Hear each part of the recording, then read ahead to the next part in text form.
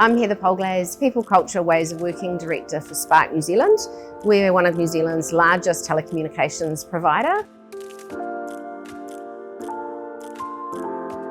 We started to use Sapia in our business in about 2020, 2021, and where we use it was really important to us. That was in our customer service or our really frontline customer experience team. It was important to us to understand the shifting and changing needs in our customer. And from a strategic point of view, we were looking to offer a far more encompassing or holistic customer experience. That meant that we wanted to really understand the success factor, wrapper that went around both retail store team members and also those that might be behind the phone or behind messaging. And that meant that we saw that we could actually look at the attributes across those roles and define what success really looked like in a way that often leaders wouldn't either have the time or necessarily the knowledge to be able to do in the moment.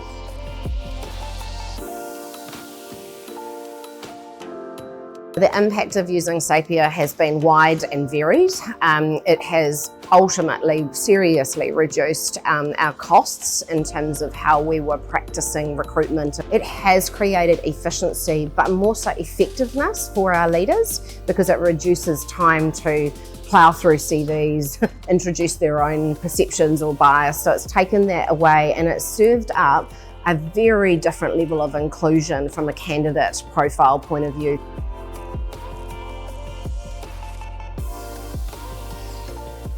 Busting some of the myths behind AI was, could this actually introduce or increase bias as opposed to removing it? So that was really a piece that I thought really hard to understand what actually would occur in terms of bias, and obviously it completely disproved that. You know, we have now got a profile of candidates that are 48% female when we hire them, and that's well above our ambition, and we've got a really high ethnicity and cultural representation in our hires.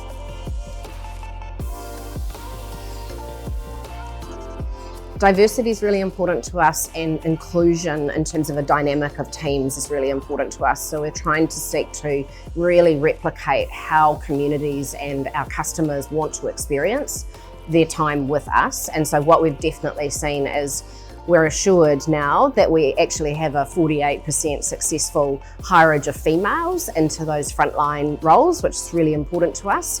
And our fairness and inclusion of both Māori, Pacifica and other ethnicities in New Zealand, which is like a super diversity pool of candidates, is like through the roof.